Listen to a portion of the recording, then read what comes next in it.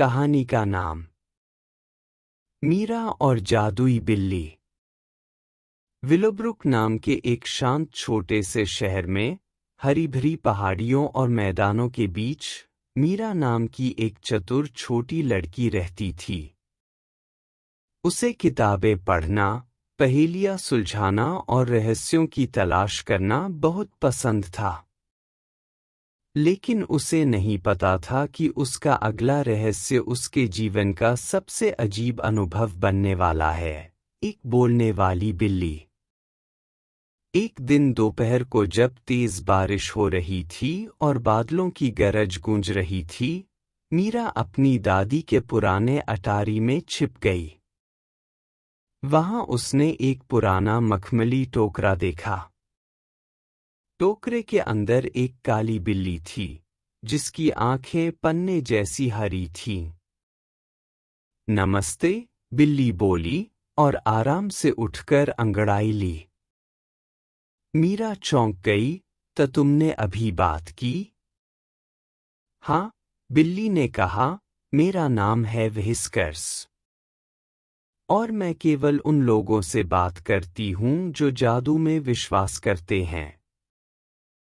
मीरा हैरान थी, लेकिन बहुत उत्साहित भी। एक बोलने वाली बिल्ली। यह तो उसके सपनों की शुरुआत थी। तुम बोल कैसे सकती हो? क्या तुम पर कोई जादू है? व्हिस्कर्स एक पुराने बक्से पर कूद गई। कह सकते हो कि मैं कभी कोई और था, इससे पहले कि मुझे इस बालों वाली शक्ल में बदल दिया गया। थोड़ी देर बाद व्हिस्कर्स ने बताया कि वह कभी एक मशहूर जादूगर था, अलांजो द एस्टोनिशिंग, जिसे एक जलनखोर जादूगर ने श्राप देकर बिल्ली बना दिया था। उस श्राप को तोड़ने का एक ही तरीका था, किसी ऐसे व्यक्ति को ढूंढना जो दिल से सच्चा और दिमाग से तेज हो और चंद्रकांत दर्पण की पहेली सुलझा सके। मीरा ने हिम्मत और उत्सुकता के साथ उसकी मदद करने का वादा किया।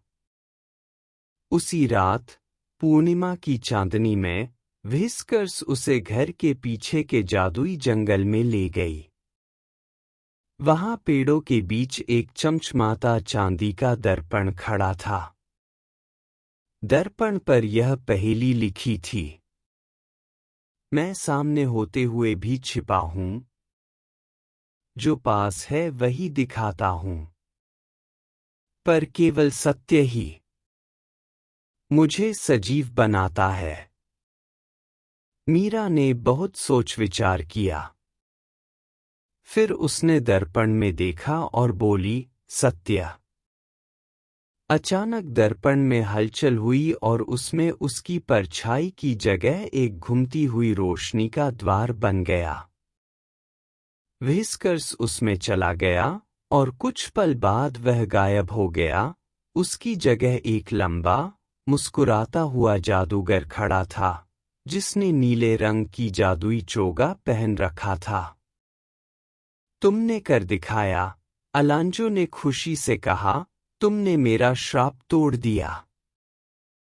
उस दिन के बाद से अलांजो और मीरा अच्छे दोस्त बन गए।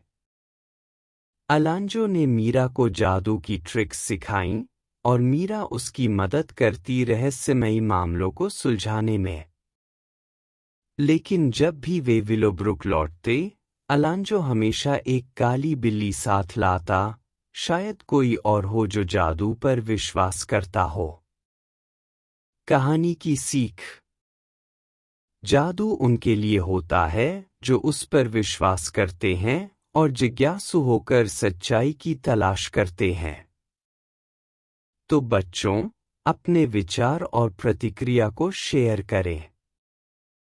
हम जल्द ही एक और कहानी के साथ वापस आएंगे।